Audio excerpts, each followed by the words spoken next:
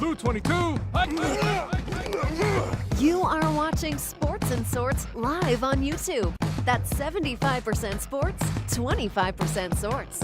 And here are your hosts, Shane and the Bry Man.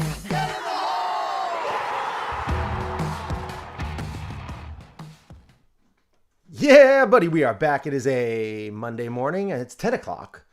We've gotten here to the 10 o'clock hour, and pretty much ready to rock. We have about an hour to go here, and we have a lot to talk about. We're going to get into a little MLB action, a little Clayton Kershaw, which is just brought to my attention. I did not watch any of the highlights or anything from last night, so shocks me considering he's like one of your favorite players. I love Kershaw. Yankees, yeah, so. but I have to kind of search for things at night instead of watching all my YouTube golf content. But I do. So on my feed, like it's like all late night stuff from like Kimmel, Colbert, and Fallon, SNL, and then like movie clips, and then you have MLB highlights, NFL highlights, and golf content on YouTube. Like that's everything that pops across my feed. And usually, especially on the weekends, I really get into a lot of that golf content. I usually watch at least one like kind of 20 to 30 minute clip or something like that from all these YouTubers that are out there that are doing golf stuff, which is amazing. That's really where I was at last night. I did watch a couple of nights ago. So you got caught up staying up late last night. I did. I got caught up staying up late on Saturday night.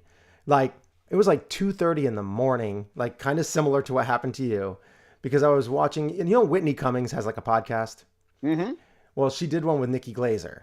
And and it happened to pop up on my feed, and I was like, oh, you know what? I'm gonna like go over to the kitchen and like start preparing the coffee and stuff for the next day, and like starting the dishwasher, get all that everyday stuff that I do at night before I go to bed.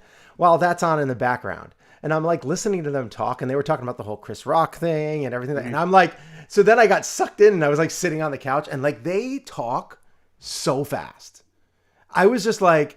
Nikki Glazer's a notoriously fast talker. Oh my God, both of them. And Whitney Cummings can just be very overpowering and dominating with her, with talking. So like they were just kind of like, brr, brr, brr, brr, and I was just kind of like, oh my God, they're talking about so many different things. Yeah. And I got like sucked into it. And I finally got like about an hour in almost. And I was like, I got to shut this off.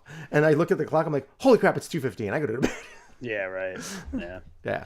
So that happened. But anyway, got a lot to talk about. We got the Clayton Kershaw news from MLB. We got some state of the Yankees, the flailing Yankees. And then we're going to get into some picks that just got released from Batman in the Flash movie, which who knows when it'll come out. I'm saying it will come out, but who knows when. And they need to make their money. They ain't gonna shelve that thing.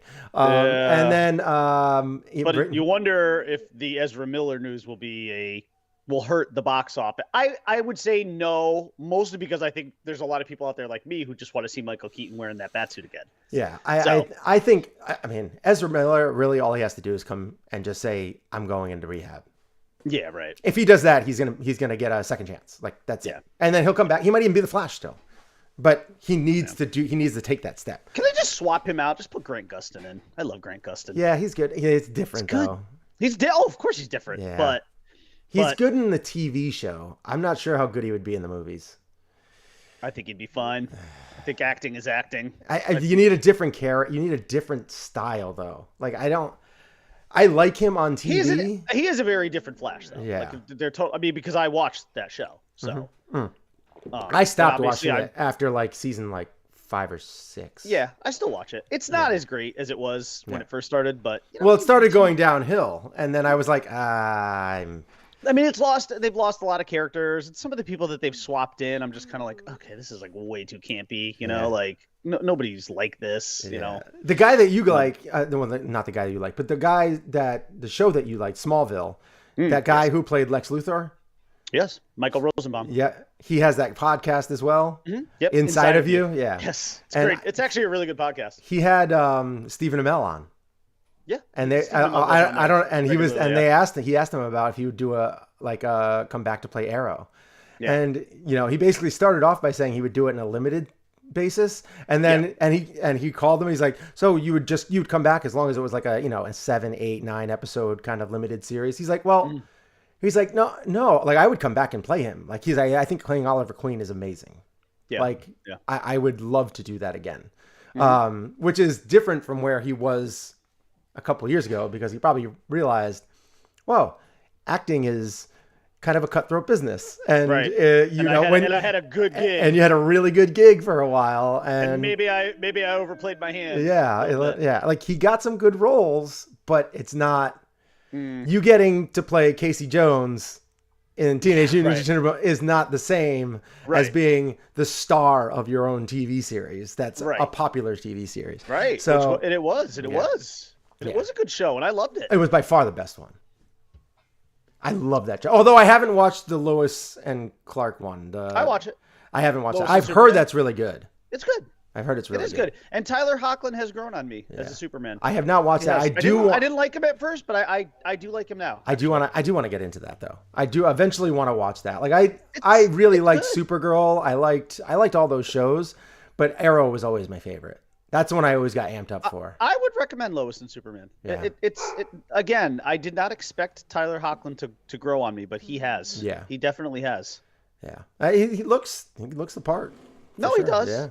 Yeah. He does. He's equally good at both. He's a solid mix of the two of them. I don't know that I'd put him on like.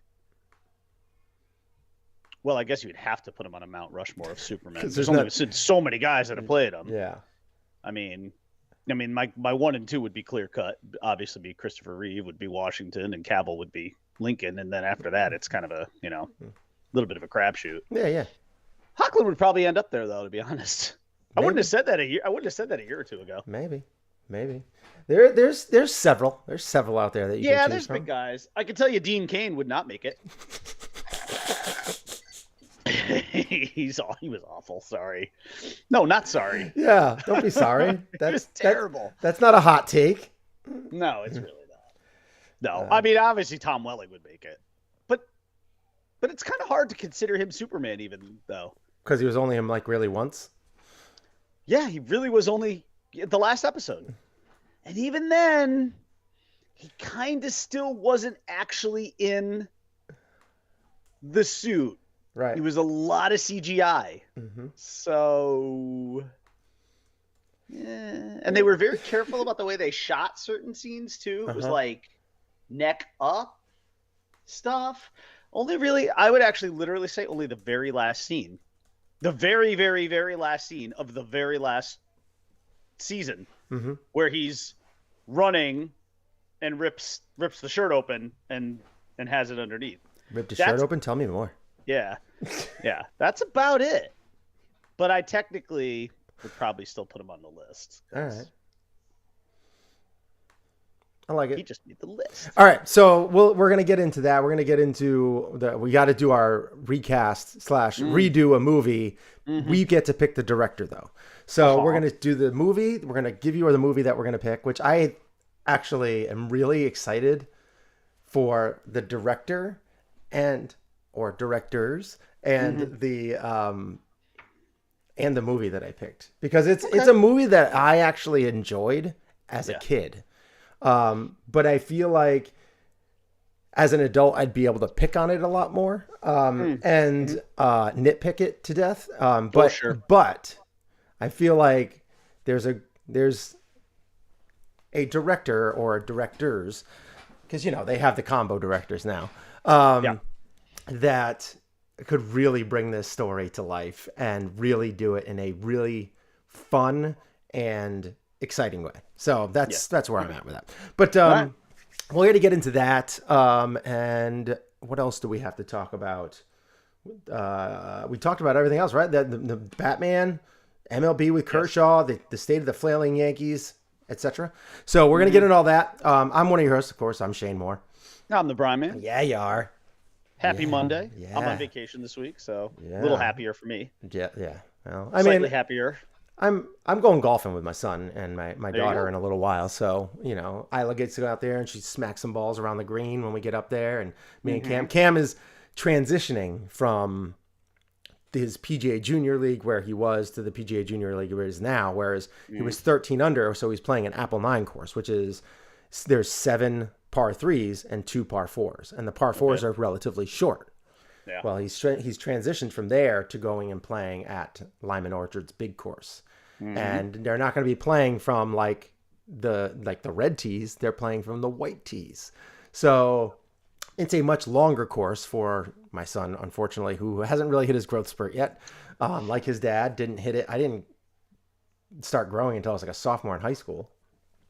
So he has to start getting ready to play that course. And then I also reached out to his golf coach in high school and was like, hey, my son's interested in playing on the high school team, because I was stalking their like win losses for the last couple of years and who their good players were. And I'm like, Cam could be in the top 3 for like on there as a freshman, because like the best player right now, I don't know if he's a fresh, what year he is. He's obviously either a junior or a senior, but their best player is like shoots in like the mid to high 40s per 9.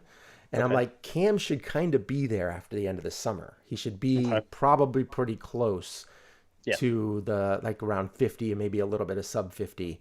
And depending on how this year goes, of course, but he's I'm excited. I'm excited to see how that plays out. Then the coach was very open. I was like, because I wanted to find out if we could go and watch them play.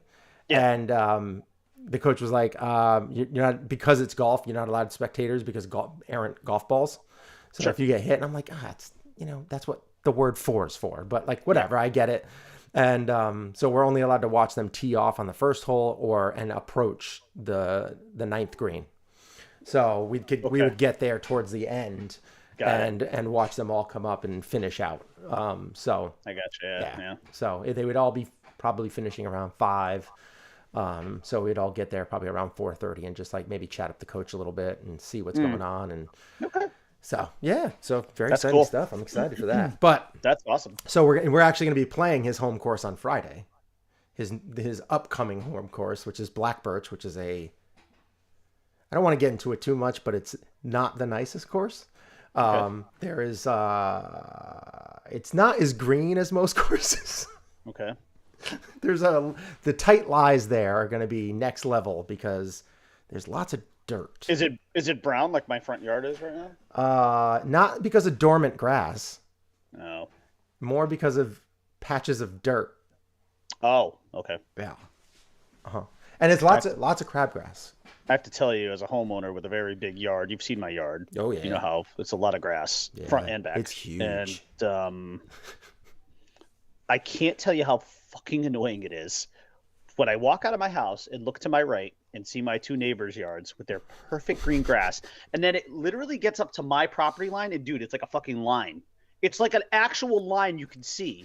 Now, by the end of, I would say actually even by the middle of May, my grass will come up. Something will, actually Melissa insists that it's actually not grass, that it's just like these strawberry vines. And she's like, it looks like grass, but it's really not. But like right now, you walk out of my house, it looks terrible. And I have no idea. This started like 2 years ago, and I have no idea why. Like, I have no idea what happened. Like, our grass used to be great. I never had to do anything. I did try doing seed, and the problem is, again, that the yard is so big that, I can seed areas, but I don't have a sprinkler system to cover all that area. So unless you water consistently, seed isn't going to work. So it's like, you have to seed at the right times. You got to do a lot of aerating and all that kind of stuff. You got to like seed at the end of the fall or very early spring. You've got like those windows, which I did try doing last year. It didn't do anything. Then all of a sudden, like I said, in May, like magically, very quickly, it started to fill in, and I was like, "Oh, thank God!" I'm like, because like if this was going to be our yard, like, and I was like, "Oh my, I do not want to pay a landscaper thousands of dollars to put seed down," and then, but like, even if they did, we still have to do the watering. You know, like, I could do what are they going to do that I can't? To be honest, when it comes to grass, outside of actually ripping up, grass and putting turf in or some shit like that. You know. Also, no, I'm not spending my money on that. You just go and do fake grass. Yeah, right.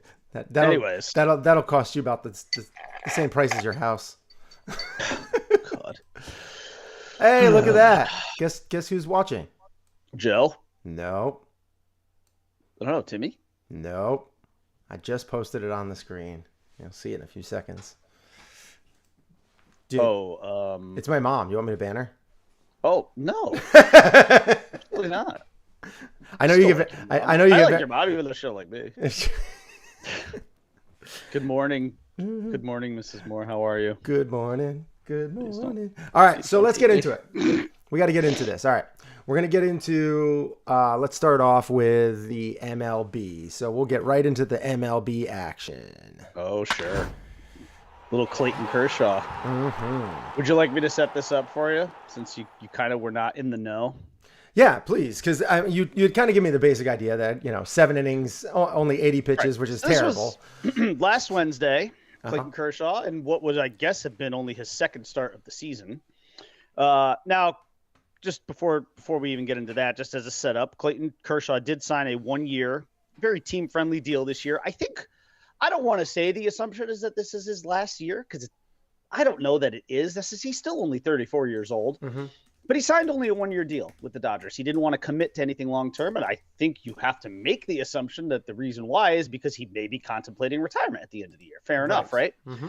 So anyways, he goes into this, like I said, I think what would have been his second start of the season against the Twins. 7 innings of a perfect game against the Twins, and then he's pulled after 80 pitches by manager Dave Roberts. Mm-hmm. Now, after the game on later that day and that night, and then into Thursday, Clayton said, at the end of the day, in the moment, it felt like the right decision. I can't go back now. And Roberts said, Clayton has grown immensely as a ball player, as a man. His life has completely changed.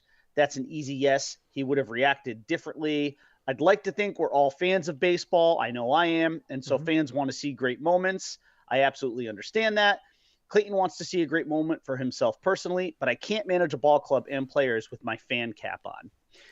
Okay. So here's the problem I have with this, and I would imagine you and I would most likely be coming from similar places here. This is not a 25-year-old pitcher. This is a 34-year-old man who may be in his last season.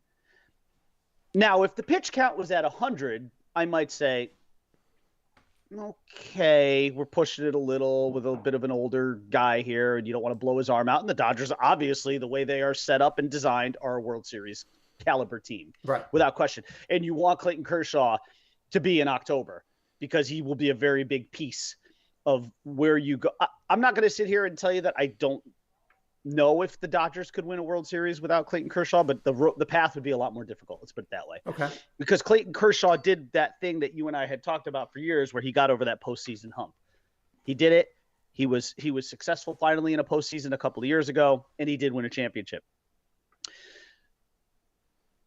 This to me is a travesty, borderline travesty, because 7 innings of a perfect game and you only have 6 outs to go with a pitch count that is extremely, extremely economical. Mm-hmm. I mean, do the math. He's averaging basically 11 pitches an inning? He's breezing through the Twins lineup.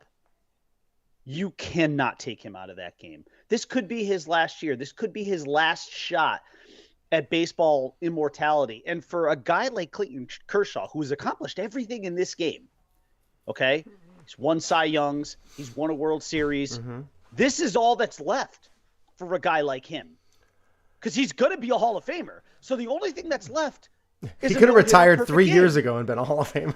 Exactly. He was already there. This was the icing on the cake for him.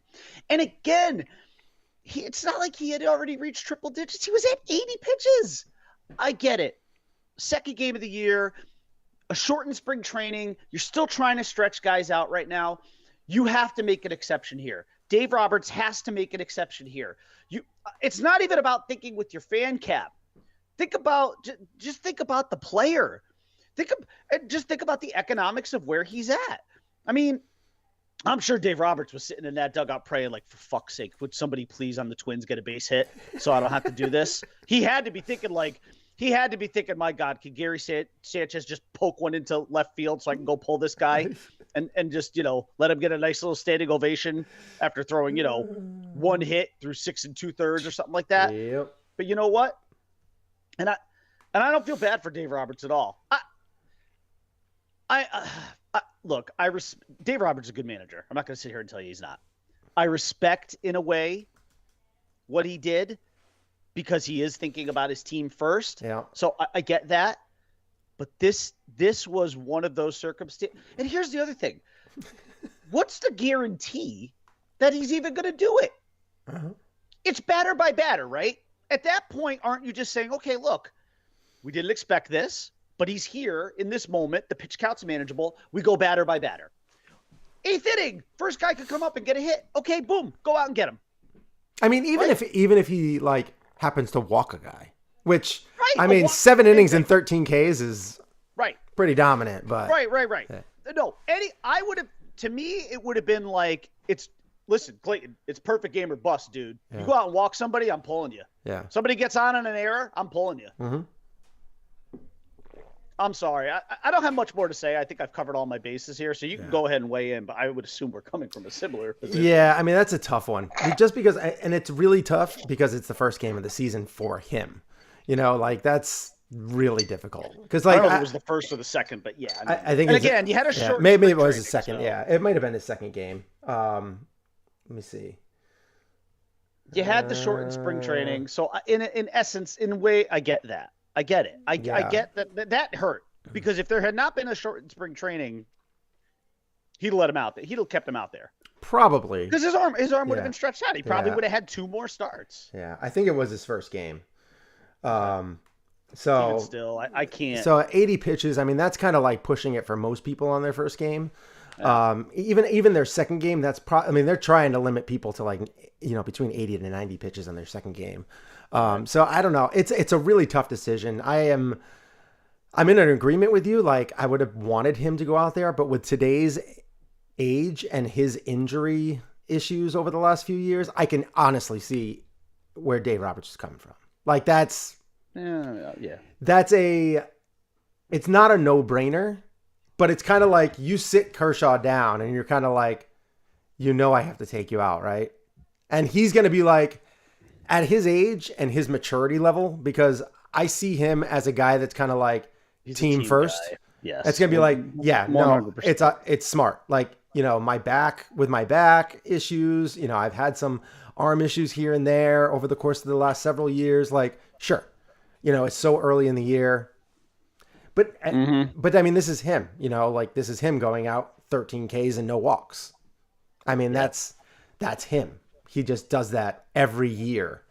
And this time it just happened to result in a perfect game that was no more because he had to get taken out because it was the first game of the year. So it's difficult. It's a really difficult decision. I can't really get on him too much. I can't get on Roberts too much, but I can sympathize a little because obviously that's a tough position to be put in at that time of year. It was. Yeah. I'm not saying it wasn't. Right. I'm just saying, that is a mortality. I'm just right. It's one thing to throw a no-hitter. It's another thing to have a perfect game. Yeah. It's on a different level. You're kind of cementing yourself even further in the lore of baseball. It's as special a moment as you can get. And as Yankee fans, we're very accustomed to them. We've seen them with David Wells. We've seen them with David Cohn. We have the history of Don Larson in the World Series. We know what that's like. Mm-hmm. We know what that moment feels like. Dude, when I was watching that... no-hitters are cool. No-hitters are cool. Dude, I was super pumped for Corey Kluber last year. Yeah. And I don't even really give a shit about Corey Kluber. I mean, I was really excited until I watched the team celebrate afterwards, and they were kind of like, meh. Well, because he was kind of like, meh. I don't care. But that's what you got to get amped up for him. I was excited. I was not jumping up and down, but I was pumped. I was pumped for him last year because, dude, it's still baseball history. Yeah. I mean, I know that no hitters are more common. Oh, of course. But perfect games are difficult. Perfect game is just on a different. You need a completely different stratosphere. 7 innings, 13 Ks, 0 walks. And again. 80 pitches, so economical. You can't be more economical than that. Mm-hmm. You're averaging a little over 11 pitches an inning. You gotta let him just go batter by batter. Man, he must have been going like 0-1, 0-2 strikeout. And get a feel for the guy too. Like, just be like, how you feeling? How's your arm? Because I'm not gonna be the one to step in the way here of baseball immortality. Like, you gotta talk to me, Clayton. It makes it even more. You know, the player is gonna be, even if his arm's falling off, he's gonna be like, nah, I'm good, man. Good, coach. You know, but. It makes it even more difficult because they were only up 3-0 at that time. They ended up winning 11-1. Yeah. But wow, it just felt like something was taken from us. Perfect games. Oh no, they went 7-0. Sorry. And look, and I don't mean to. I don't want to sound like kind of like an elitist here, but the other thing that sort of bothers me is this is Clayton Kershaw. This is a name brand. This isn't just some rookie pitcher who's out there slinging. This is Clayton fucking Kershaw. This is sorry, man. This in our lifetime. I'm not gonna. We've seen a lot of pitchers, right? A lot of great pitchers in our lifetime. Some really, really good ones. Pedro, Randy Johnson. He feels like he's been pitching for 30 years. I know, and he's still only 34, which is kind of the crazy part. Like, I feel like he's been pitching. He's got some mileage. Since I was like in high school. That's what it feels like. I know, and it's not the case, but that's what it feels like. I feel like he's been in the league for almost as long as I've been watching. Like, that's just what it feels like. Yeah, as young as you'd wish yourself to be. You're not that young. Yeah. No. You and I have entered that. We've entered that phase of Jeremy Irons' version of Alfred, where he tells Batman, "Even you've gotten too old to die young." Yeah. So we're in that stage of life. But it just, again, dude, it wasn't some young guy coming out of camp whose arm is really not stretched out. Yeah. If this had been a younger guy, I would have been like, all right, I'm cool with it. You know, but this is a guy who signed a 1-year deal with the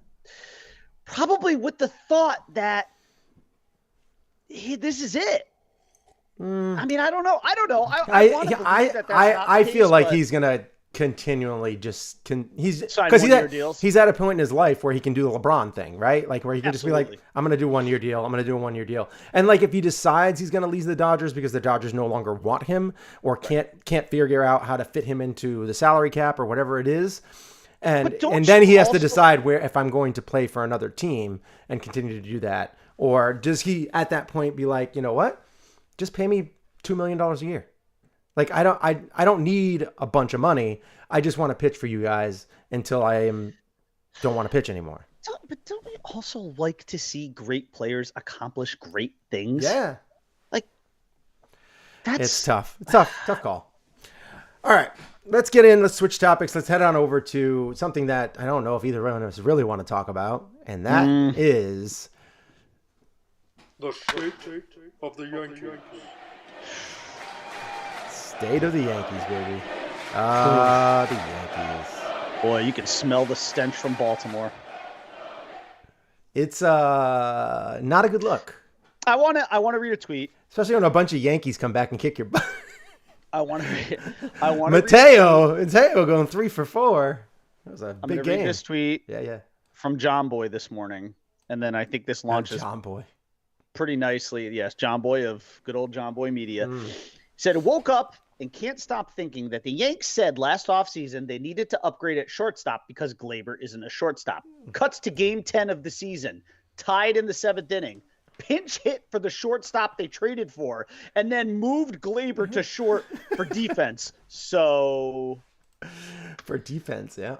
And you know what? The thing that is underlying there within that tweet that I completely and wholeheartedly agree with is that how do you look at this team and say they actually got better, especially offensively? How do you look at this team?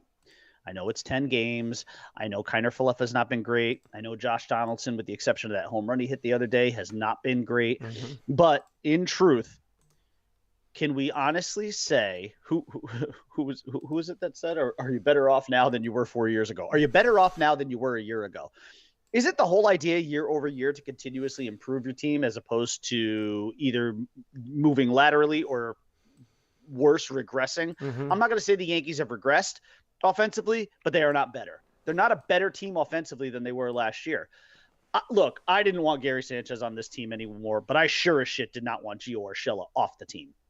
And if you had to tell me right now, could we undo that trade? Oh my, in a heartbeat, I would say yes.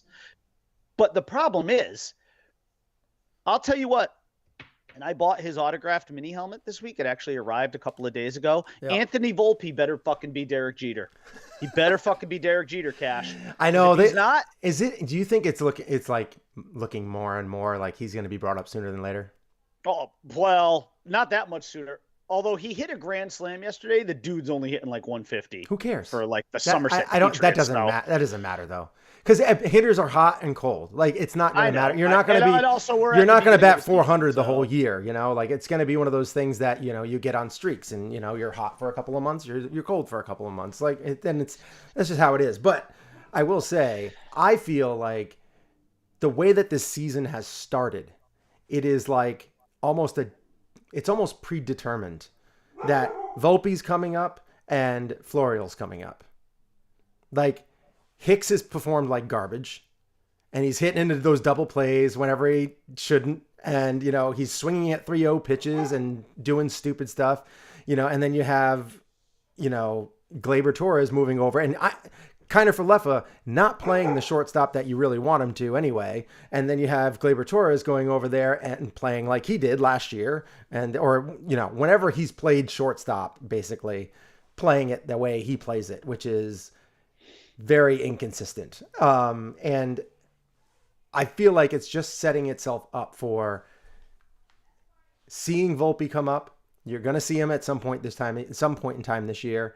Hopefully within the next 4 weeks, because I feel like this experiment with Kiner Falefa is going to fail, and they are going to have to start moving people, and they have to make room. I don't know how they're going to do it, but they need to get rid of Hicks. They might have to just eat his whole contract and drop him, because you're not going to get anything for him. Nobody wants the guy.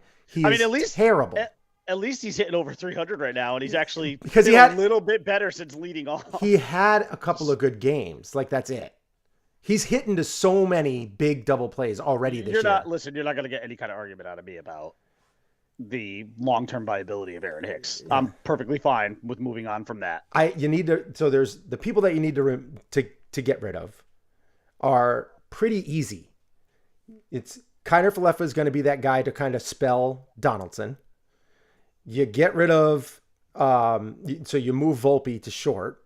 So now you have your shortstop and let him kind of work through his kinks, because it's still going to be just as good, if not better than Can't we just let anybody Florial else. Play in center? Can we give him a little bit of a chance, please? A little chance? So you can try him out in center. I mean, and the problem is there's going to be a big gap, because Aaron Judge is a great right fielder, but Stanton is not a good left fielder. And the other guy you need to get rid of is Gallo.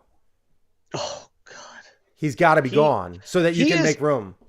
I tweeted over the weekend that while it's not on the same level, it's got a real Chris Davis kind of feel. Like he's just useless at the plate. At the plate.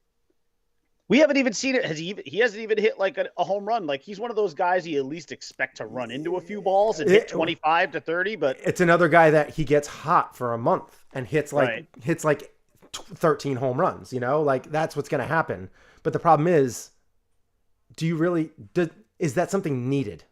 No. We have plenty of guys who can hit the ball out of the ballpark. Although a good defender, I'm not going to say it's good enough where you can actually just sacrifice a spot in the lineup. He is a great defender. The problem is he's useless at plate. Even his walks and stuff like that, it doesn't matter because he strikes out way too many times. Can't have him. He's an albatross in that lineup.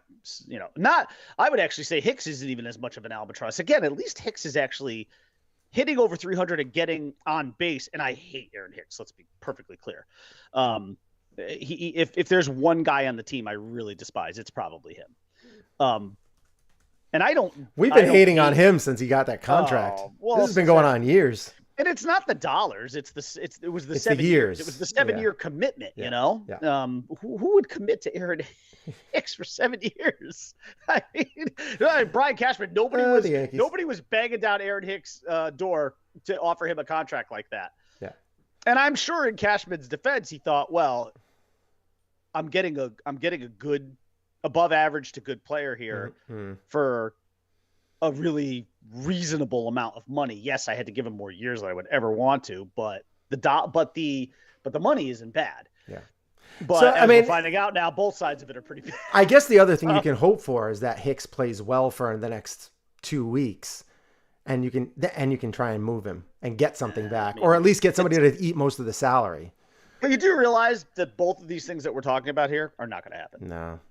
He's going to be on the team for the whole year, and so is Gallo. And this offense, I guess then you can just kind of wait for Hicks to get hurt, because that happens every year. And you know what's funny? Like, I kind of came into this segment thinking like I was going to say something like, to quote Yogi Berra, this feels like deja vu all over again, because weren't we talking about this a year ago at this time, the Yankees going into Baltimore and losing 2 of 3 games, which did happen, by the way, last year. And embarrassing does not even cover it. I'm sorry. That's a bad team down in Baltimore. Yeah. And let's be honest. The only reason the Yankees didn't sweep this series is because their offense had nothing to do with their pitching. Yeah. I'm not even going to pin that loss. Dude, Nestor Cortez was a beast. He's been great this year so far. Yeah, he has. Yeah, he has. I love that guy. He's the team player that you want.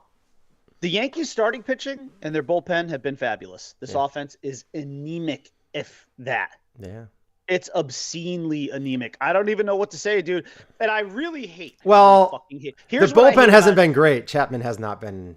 No, Chapman has obviously been Chapman, though, right? I mean, typical him. But pretty much everyone else in that pen, fine. Yeah. I mean, it's a top 5 bullpen. And so far, the rotation has been very respectable. Very respectable. Yeah. I mean, Severino. Sevy looked great. Nestor, even his first game, he looked really good.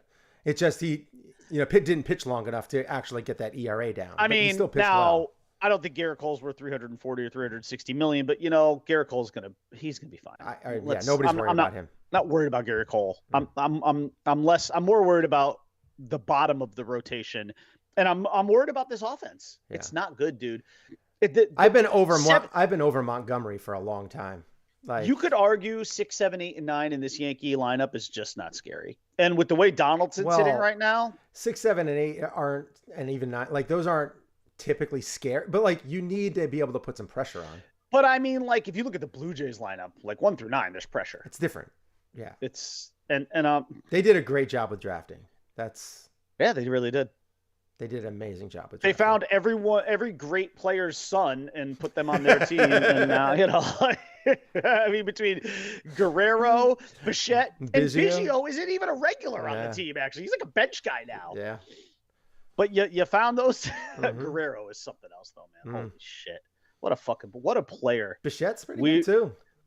He is. Bo is a good player. He's a fun, spunky kind of. He's got some scrap. I like the hairdo. I like the whole look. Yeah. He's so different, like than his dad too. Like his dad was a hulking, big hulking power kind of hitter. Yep. With that really quick swing and that kind of funky little bat flip that he had. Yep. And Bo's just a different player. It's so much fun to watch. But Vlad, it's like watching his dad again in a lot of ways, especially with the swing. But he's just bigger. Oh, he's bulky. Yeah, his dad was like when he first came up, he was kind of skinny.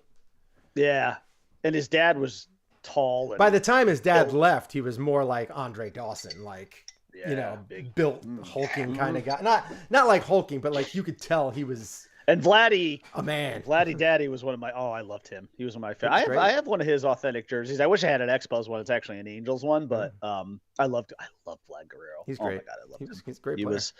I don't know, but look, it's very simple with the Yankees. Better start hitting at some point, because if they don't, and they got to keep DJ in. Maybe every we day. will see some kids, and they got to keep DJ in every day.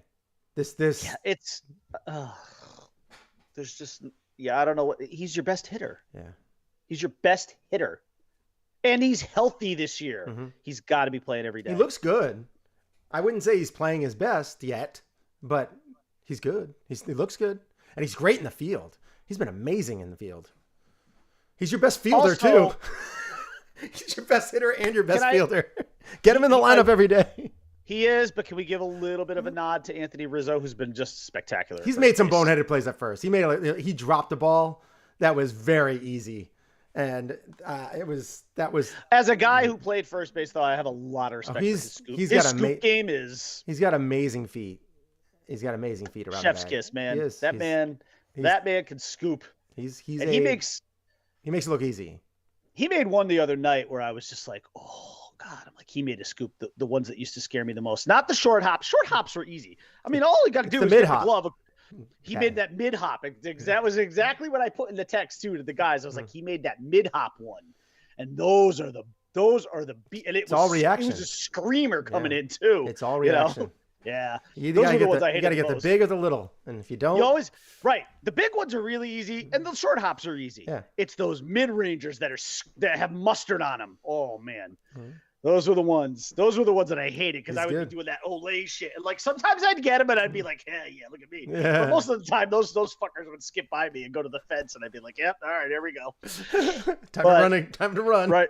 Time to run, fat boy. So, yeah, but like, oh man, this offense sucks. And I'll tell you what, you want to bring some kids up? I don't care. It's just like it was last year. It's hit or miss, and there's a lot more miss this year. Yeah, it's just, and then you have even like Aaron Hicks. Who's playing well. He's still hitting into like bad double plays. Also, there's no clutch on this team.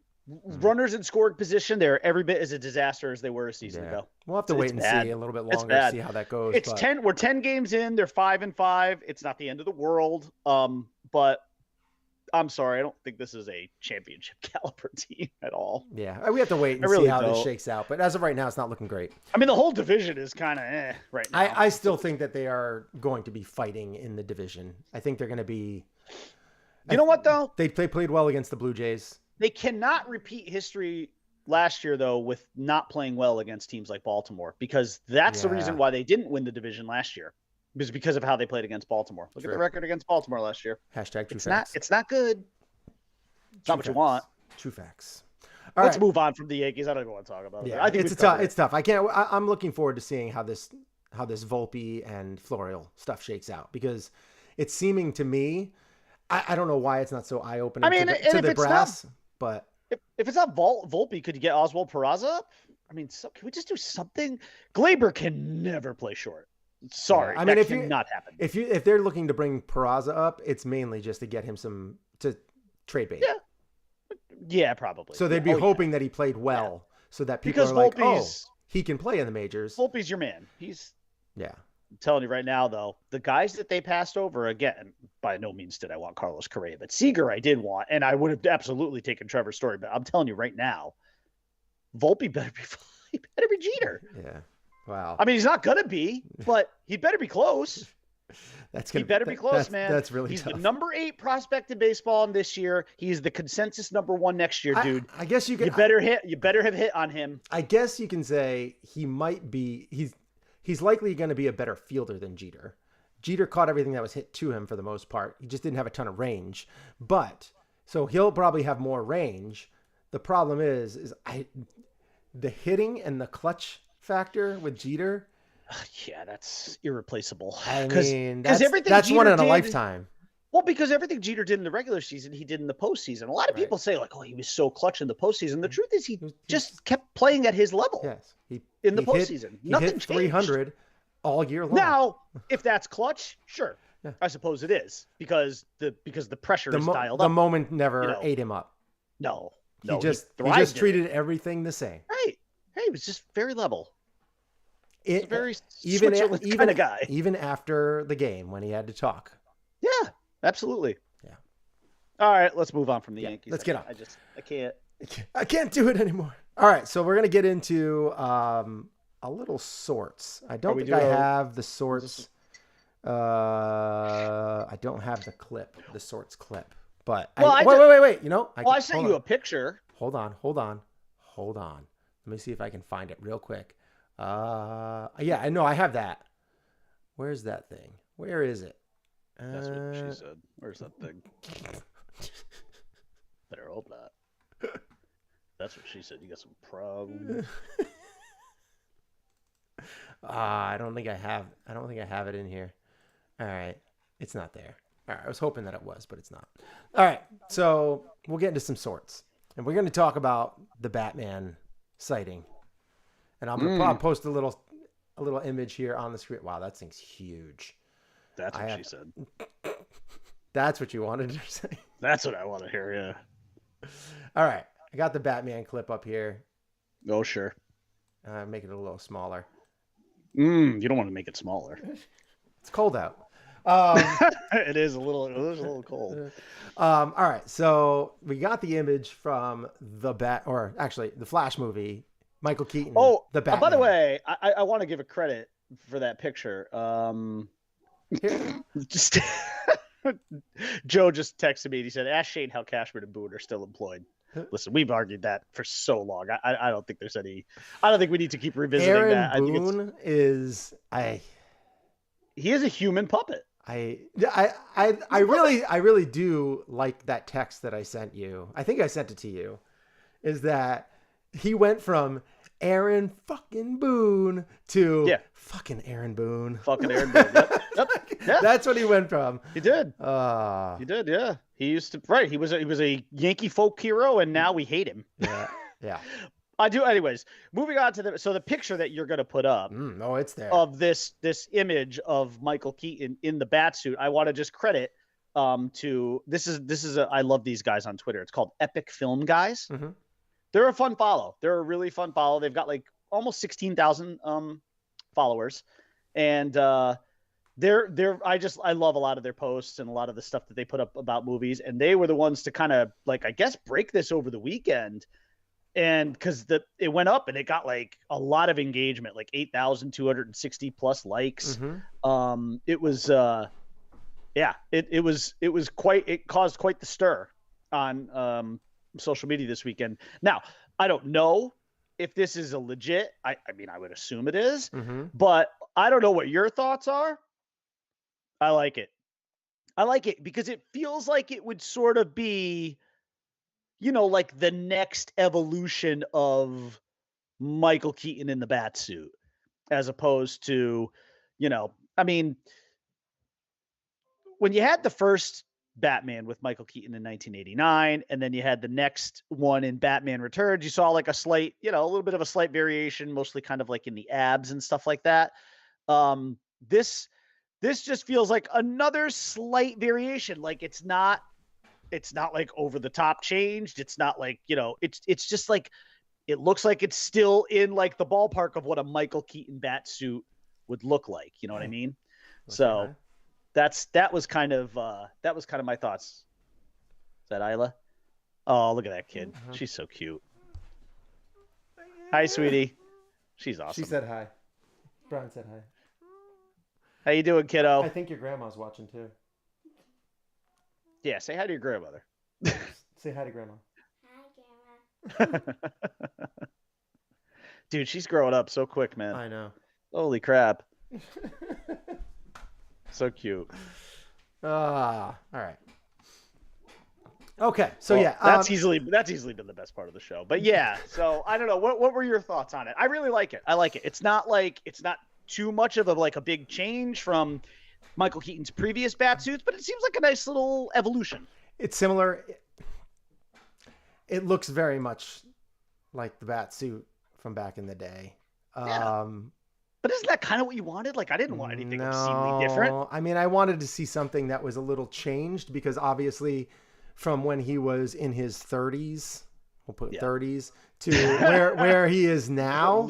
Loosely in his 30s. Yeah, he was in his 30s. I mean, he was on the back end of the 30s, but he was in his 30s. But where he was then to where he is now, I wanted to see a complete overhaul to what today, like to the current timeline. Because the bat suit changes a lot over the years, and this does not really show much of a change.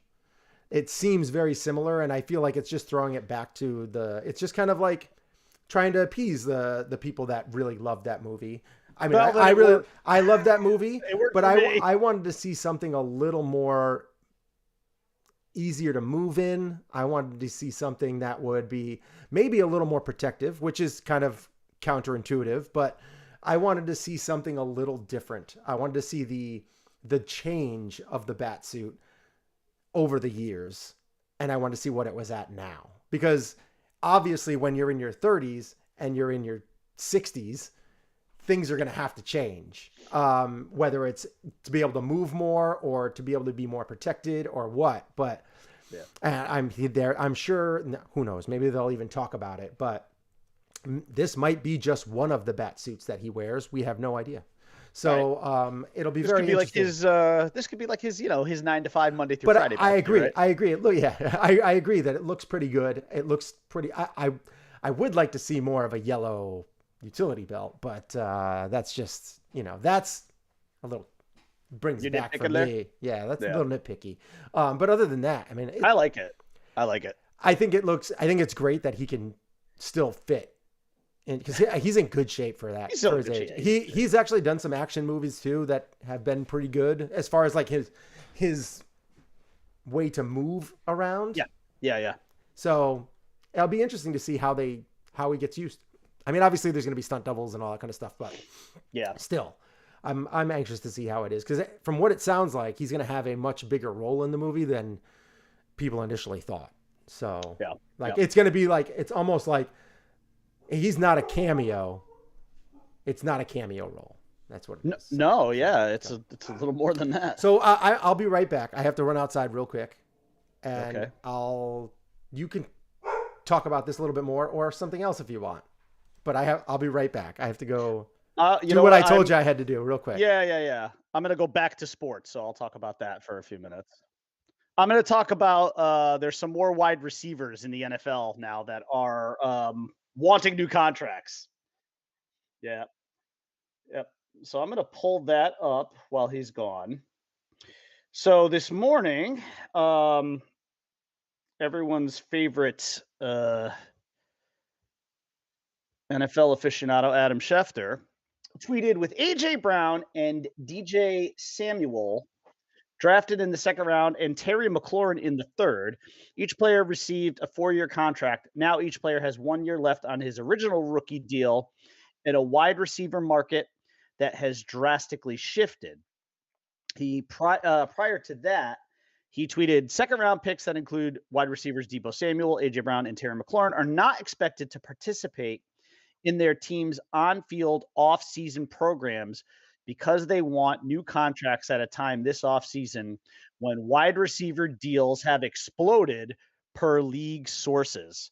So basically what this means is these three guys here, Deebo, McLaurin, these guys are now all in a position where Tyreek Hill, the Tyreek Hills of the world, and the Stephon Diggses of the world have really set up this wide receiver market to explode this offseason. Now, does this mean that Deebo, A.J. Brown, and Terry McLaurin are all going to get new deals this offseason? No. I mean, a lot of it depends. I haven't looked at what the salary cap situations are for any of these three teams. Are you talking respectively about the Niners, the Titans, and the Commanders? Very proud of myself for not saying the Commanders' previous team name there. But look, of these three guys, and I like all three of them. I love all three of them. If you're the 49ers, you cannot afford to lose Deebo Samuel. You have to lock that guy up. Selfishly, I hope it doesn't work out, because I would love nothing more than to see Deebo Samuel get reunited with Mike McDaniel in Miami next offseason. I don't know how realistic that is, considering the Dolphins' room of receivers at the moment. There's only so many footballs to go around.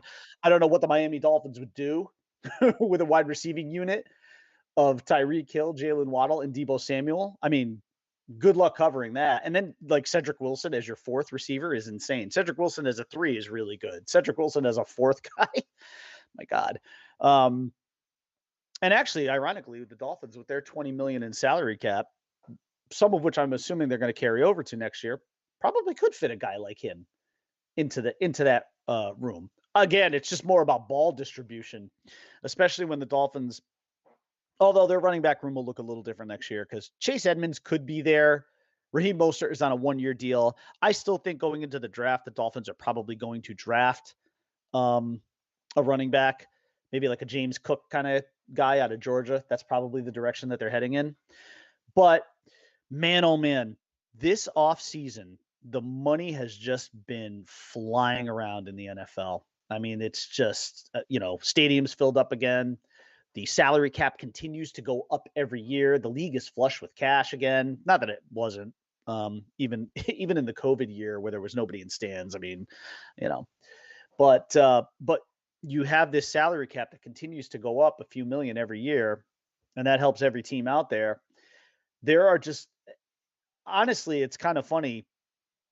In a lot of ways, I would think some of these guys, of course, you always want to get like the guaranteed dollars now, especially if you like where you're playing. And my guess is certainly in the case of Debo and AJ Brown, they probably both like where they are.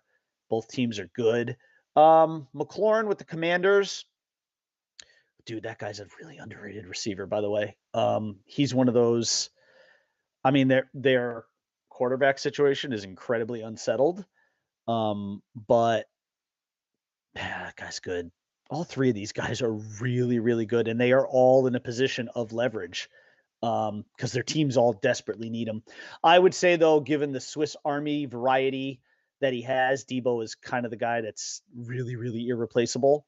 The way that he fits into that offense, out of the backfield, in the slot, on the outside, he just can do everything.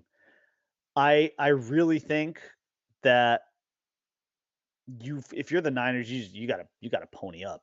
You just gotta pay him. Also, when in the cases of all three of these guys, you sign someone to a long-term extension, you get immediate salary cap relief because you can build in that extended signing bonus that stretches out over the course of the life of the contract and sometimes even beyond.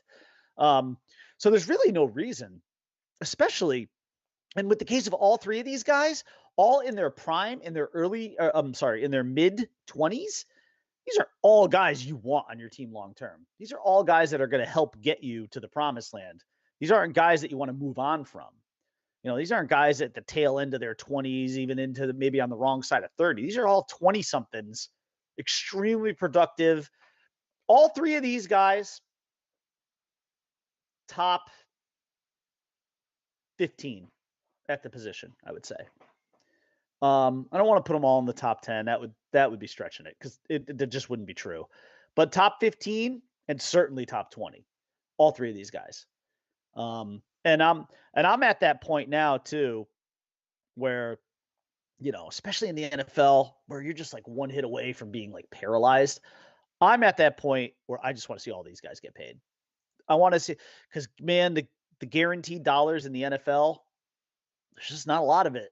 I mean, you most of these contracts in the NFL, it's all funny money anyways. It's you sign a guy to, like, I'm not going to use Tyreek Hill as an example because I think all of his contract was guaranteed. But if you sign a guy to like a 5-year, $120 million deal, $70 million of it is guaranteed. 95% of the time, the only money that guy is seeing is that $70 million. He's not getting that other 50. That other 50 is funny money. It's monopoly money. Throw it in the fireplace. It doesn't even exist. And if he does get it, then obviously he was extremely productive and the team had no intention of moving on from him. But 90 to 95% of the time, those contracts where the portion is not guaranteed, the guy's gone.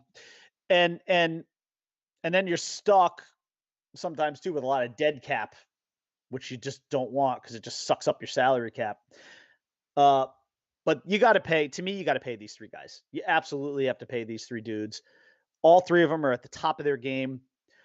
I mean, they're all equally invaluable to their teams, but I would say Debo is just the one guy because of the versatility, just the Swiss Army knife nature of his performance and his style is a guy that the 49ers cannot afford to lose. And his market, oh my God, that guy's market, if he moves on next year, is going to be obscene. I mean, all three of these guys would have incredible markets, but Debo can just do so much. Also, Debo was very sadly in the news this weekend. We're really at a bad place. In terms of, we know racism is obviously a huge problem. But according to Debo, he put out, I don't know if it was like a TikTok or an Instagram video, but he put out a video saying over the weekend how, God, I think he had in his DMs was receiving death threats and people making a lot of racist remarks and comments, all because he wants a new contract. Like, come on. First of all, stop being a racist dick. And please don't threaten people over sports contracts. It's there's a lot of bigger fish to fry in the world. But beyond that, like, dude, the NFL is so cutthroat. You really should be, for the most part, when it comes to guys like this, you really should be rooting for the player to get that bag. Honestly, you should. You should not be sliding into his DMs to drop the N-word, or equally as bad, if not worse, to be making death threats. Because a guy doesn't want to play on his current contract and wants to make sure he gets paid because he knows he's one hit away, from being in a wheelchair, because that's the nature of the National Football League. You should want that guy to get paid. Also, if you're a 49ers fan, you should absolutely want him to get paid by your team so you have him long term, because he's a special player. That guy is as special a player as he could possibly be. And if you're the 49ers and you're that fan base, you really should want that guy locked up long term. How loud was the Brooklyn Nine-Nine? What's that? Yeah, I did hear it, actually. It was pretty great. Was it loud? I barreled right through. There were no distractions. I got through it. I got through your dog barking. I got through the 9-9 ringtone. I got through. Yeah, it was good. That's great. No, I was just telling about, look, so A.J. Brown, Terry McLaurin, Debo Samuel have all said we're not going to participate in OTAs. We want to get paid. We want contract extensions. They're doing it in a good year because you got guys like Tyreek and Stephon Diggs get paid. So the timing of this is working out well. The last thing I was just commenting on was, I don't know if you saw this. So Debo, over the weekend, Debo Samuel posted, I don't know if it was TikTok or Insta, but he posted a video saying how he had people climbing into his DMs with death threats and racist comments because, he wants to get a new contract. And it's like, and I'm saying, like, dude, if you're a 49ers fan, don't you want that guy to get a new deal? Don't you want him to get that bag? Hasn't he earned it? Like, don't you want him on your team long term? I don't know, man. All that stuff is ridiculous. Like, I have no patience for that. But I also said that, look, all three of these guys are equally important to their teams. But if there's one guy out of this three that stands out, it's Debo Samuel. His versatility is second to none in the league. If you're the Niners, man, you got it. You have to lock that guy up. Yeah. You got to lock that guy up. And I'm not saying the Titans shouldn't lock up A.J. Brown and the Commanders shouldn't lock up Terry McLaurin. Special good players. Debo is on a different level, man. That is a special guy. The one thing I was saying selfishly was I would love to see him not do it so he could sign with Miami next year and reunite with Mike McDaniel. Because can you imagine a wide receiver core of Tyreek Hill, Jalen, and Debo Samuel, and then Cedric Wilson as your fourth? That's ridiculous. Holy crap. Like, how would you even cover? You wouldn't. And the Dolphins have $20 million in cap space, some of which they are absolutely going to be carrying over into next year. Now, some of it they're going to need because they're going to have some – Tyreek's going to start to get really paid here. So, but I'll tell you. He's leaving again. I don't know how much longer I can keep stretching this out. I'll do my best. At any rate, that's where we're at in the NFL. Also, of course, I think next week we will do not a lot of excitement for me going into, although I still love, for any of you who have watched this show, all 3 or 4 of you, you know how much I love the draft. It is, I always refer to it as my favorite non-athletic kind of sporting event that there is. And it honestly, it doesn't even matter to me that the Dolphins don't pick until like the 102nd or 103rd or 4th pick, whatever it is, in the 3rd round. I love the NFL draft. It is a weekend where I am completely useless to my family.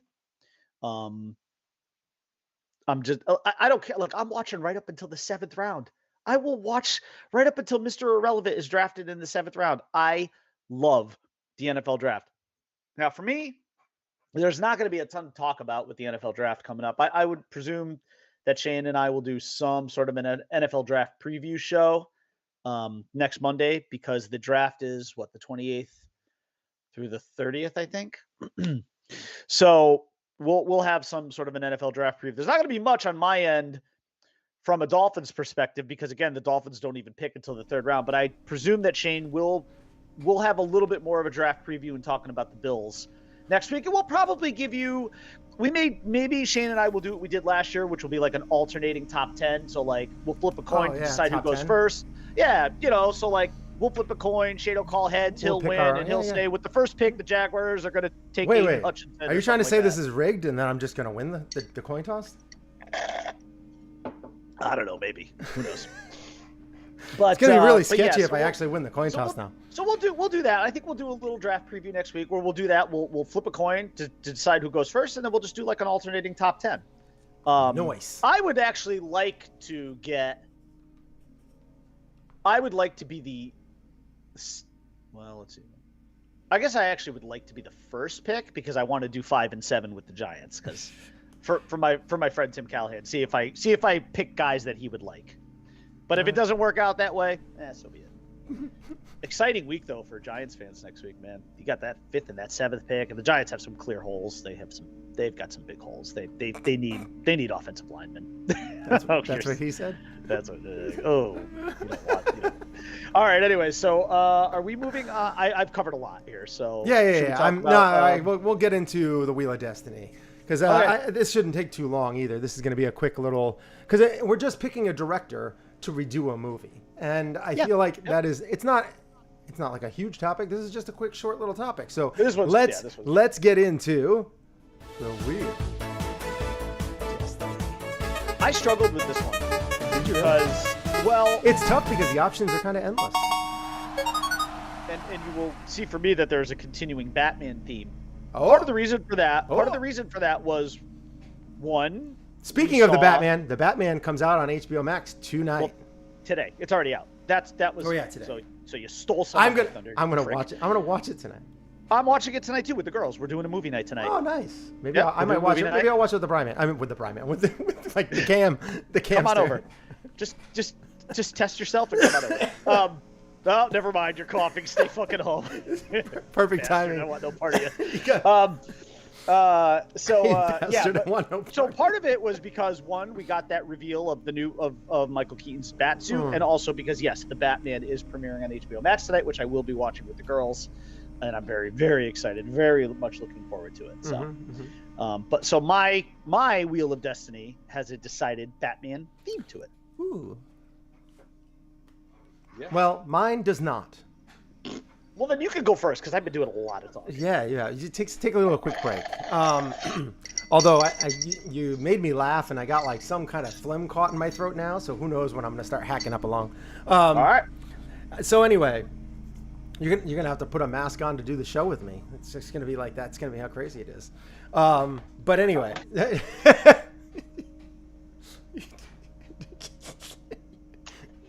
And that would fit, because now you can talk like Bane. Oh. Hold on, I have ice in my mouth. It's hard to talk. Oh, you're making your mask wet. Oh, it's not going to be effective anymore. Well, perhaps he's wondering why someone would shoot a man before throwing him out of a plane. Doesn't make sense. It doesn't. All right. Thanks for pointing that out, Bane. So anyway, they redo a movie by picking the director to kind of recast and refilm that movie. We're not getting into casts. No. It's the director with the film. We can't. Now I will say we can. In the future, we could start to like throw a little bit. Could. You can even throw some like suggestions. Like I think that they would probably go with this guy in this position and or that whatever.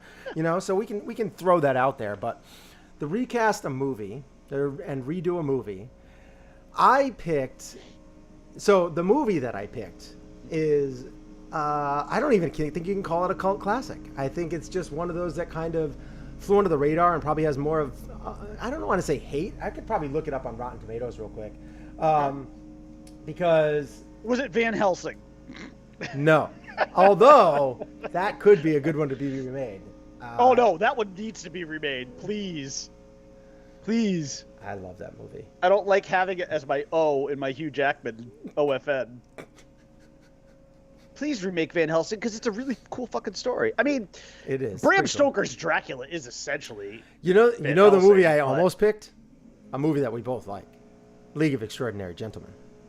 Oh, that one needs some. I almost picked that. I love that movie. No, I like that movie. I think it's good. I think it's fun. That's a fun guilty pleasure movie. There are a lot of cool things that happen in that movie. I liked it. I still think our combined favorite. But I know I take a lot of hate for it. Our combined guilty pleasure movie is R.I.P.D. Oh yeah, I like that one too. That's fun. I mean, that's just it's just. I love that movie. I'm sorry. It just is. It's a fun movie. So let me see. So the 1987 film. Wow, actually has a higher Rotten Tomatoes score than I thought. Okay. 44 reviews from the critics. Okay. 66%. Okay. So 50,000 plus reviews from the audience at a 60%. So it's consistent. It is not rotten. It is. I would have thought, based on because I haven't revisited this movie in a long time. Okay. But it's the Arnold Schwarzenegger movie, The Running Man. Oh, The Running Man. Which is a very cool sci-fi, kind of game show. Kind of dystopian, kind of, it's very... You dug deep there. I'm proud of you. I did, and I really thought I loved this movie as a kid when I was younger. Thought it was such a cool idea. At the game show, going down that roller coaster tube and all that kind of stuff. He's in there and the lights all flashing. When you said Arnold, I thought you were headed towards Total Recall, which also would be kind of a cool. That's where I started. I started. And I was like, you know what? I don't. That movie has been redone recently, but oh, that's right, it was. I didn't even see that. But it wasn't really done that well. So probably why I didn't see it. But I think it needs a little bit more time. You need a little more time so you can come back to it again. But sure, The Running Man, which was starring Arnold, I am going to pick for this movie the people that could do this justice and do it well. And give it all the kind of the action that it needs, the dystopian vibe. I think the actors that they would pick for it would be phenomenal. And I feel like the way that they could shoot the action scenes and also kind of keep the dark tone with the little bit of humor involved in it to kind of keep it a little light. But they would also get the chance to film an R-rated movie doing all of this. And that would be the Winter Soldier directors, the Russo brothers. Oh, okay. I feel like the perfect fit to do Arnold in this movie would be Chris Evans. Okay, yeah, sure. Because he could do that, because he's a big dude. Yeah. And I feel like he can add that levity. Plus, he's also played in crazy movies like, Snowpiercer and all that kind of stuff that were and even, The Knives Out. He's done movies like that where it's kind of Knives Out. He can kind of play his versatility is perfect. So I feel like they could just bring him in and then just kind of throw in a cast around him that would be phenomenal. And I really think that they could do a good job with The Running Man, the Russo brothers. Okay. So again, I told you I went Batman. So that's the. I had a decided Batman theme today because of the Michael Keaton in the new Batsuit and because HBO Max is dropping The Batman today. It already dropped. I can't wait to watch it tonight with the kids. I'm so excited. Very exciting. Yeah. So I went with Batman. And originally I was going to go So originally I was going to go with Guillermo Del Toro because I was like, Guillermo's got a little bit like of a dark side. So like, that Guillermo Del Toro was the guy I was going to pick to do the Total Recall. Oh, he would be a really good choice for that. Yeah. Because I was going to go Guillermo because I was like, I don't know if you saw Nightmare Alley. I liked Nightmare Alley, by the way. Kind of a cool movie, a little bit depressing, sort of dark, but he's done The Shape of Water, he's done Crimson Peak, Pacific Rim, Hellboy 2, Hellboy, the first ones, I love the Hellboys. The Perlman ones, not the trash one that just came out. I love Hellboy 2. Pan's Labyrinth. He did one of the Blade movies, I think he did that movie Mimic back in the late 90s. Mm-hmm. So he's got kind of this, I think he did that movie Chronos back in the early to mid 90s. Okay. So he's got that sort of. It just seems like it would be a good fit, right? But I wanted to get out of a comfort zone. So I went with a real chalk director here. I went with a chalk movie and a chalk director because I would like to see. And the reason I would like to see it is because for the life of me, I cannot predict what this movie would be like. I can't. I cannot predict what a Steven Spielberg Batman directed movie would look like. Oh my God. And I was just like honestly, it could go in so many directions, right? Yeah. It could maybe be the greatest Batman ever, or it could be really bad. I don't know. One of those things where it could never be really bad. It probably wouldn't be really Steven bad. Spielberg, but because it's Spielberg, right? Yeah. But a stinker for him is a 60 on the Rotten Tomatoes score. I know, but I would love because and let's be honest, he doesn't really do comic book movies, right? Has he done one? No. Not that I can even. I mean, not really. It feels he's done movies that are kind of like it, though. I mean, Minority Report. Didn't he direct that? Yeah. Did he? Yes, that sounds right. But that, I was trying to think, what would make this director uncomfortable, and what would make even the audience a little uncomfortable.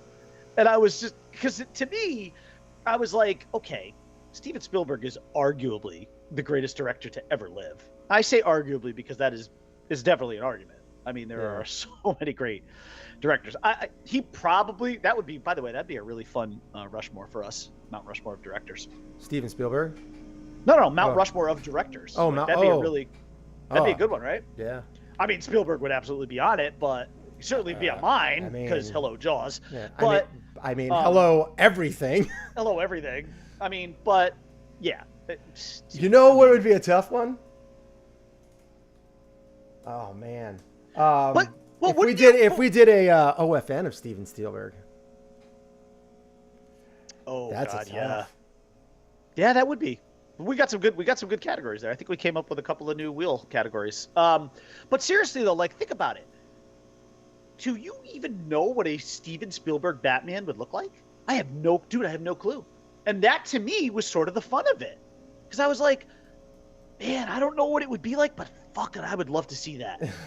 I would love to see what that would turn out like. Because I don't know what that movie would even remotely resemble. Mm-hmm. I just don't. I don't know.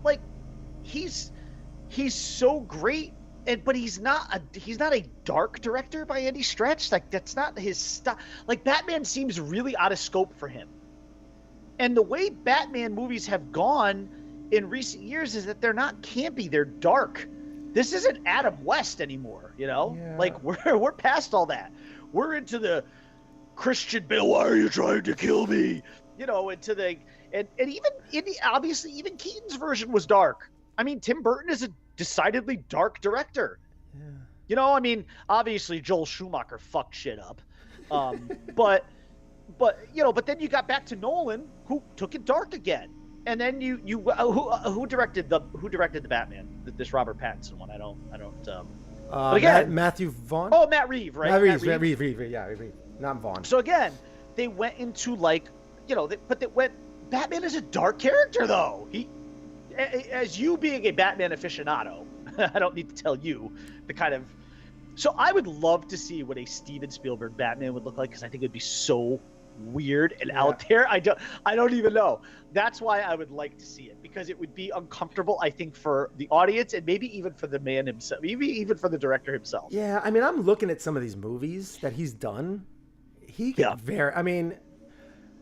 between the He science, could direct the phone book. That's not the point. between I the think point between is, between what the would the movie. between the sci-fi side of it and the action and like realism side of it Yeah. that you could get into, I feel like he could do a really good job. Because I mean, you're talking No, like Saving Private agree. Ryan, Jurassic Park, Minority Right. Report, War of the Right. Worlds. Like, there's just so many different ways that he could go. And you brought up a great example. This is the thing. And now again, Batman is obviously based on a comic, not a book, but a comic book. But the one thing that you can say about Steven Spielberg is that he's one of those rare guys who can take, and as do we it know, all. he knows that we know that the old adage is, generally speaking, the And book this is would be always something better. right in his realm because he is good at sprinkling in the humor. Oh yeah, no, He's very good at it. Like in all of his movies. I mean, like Catch Me If You Can, like it's such a great movie. Like That's an underrated flick. But again, the adage is that the book is usually better than the movie, but Spielberg has been kind of one of the guys who can buck that trend. Here's what I will say though.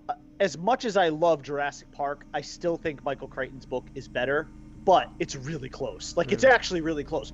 Jaws, on the other hand, as a Jaws aficionado, as a person who has read that book multiple times and has seen the movie, well over 1,000 times, and it is my favorite movie, I can tell you hands down the movie is better. Yeah. It's not even, in fact, it's not even close. yeah. The book is. I think the that would book be is very good. interesting. The book is good. The movie is amazing. I think that'd be very interesting. But yeah, so I'll have to put that down. Steven so we're gonna spin that wheel again. Spielberg, yep, Spielberg. OFN, is that what we're gonna do, or are we gonna do Mount Rushmore? Oh, those are both on the list. You do whichever one you want first. Either Mount Rushmore Mount of directors or Mount Rushmore or, of okay, or Mount Rushmore of OFN directors of Spielberg directors, which I think is God, pretty easy. I froze quickly on a really uncompromising facial expression. that happens with you. You do a good job with that. Can we do more of the ones where I'm like laughing or smiling? I had this one where I was like, you were just pretending like you were doing the Rocky voice.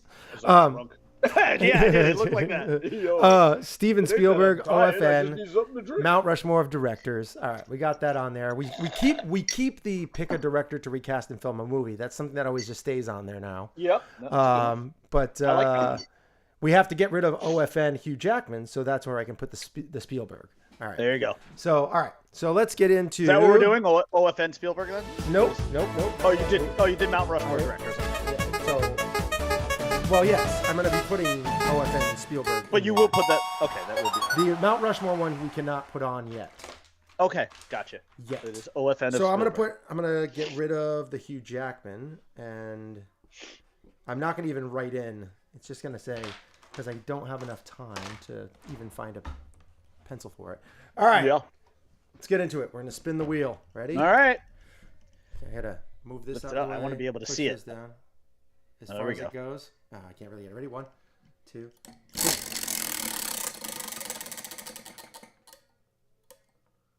How is this only? Haven't done that in a while. Is that the one that's always harder? Or is it the how is this actually that's always... No, the only one I think is easier. The only one's easier, yeah. Because it's how is this only like, Right. 48% on Rotten Tomatoes. Right, because this is where the guilty pleasures come into play. Yeah. So yeah. Okay. Yeah. In a way it's hard too though, because it's like, shit, how do I pick only one, Well. There's so many. Yeah. All right, so that's what we have for next week. We have how is this only? Okay. All right. How is this? Oh, and again, all right.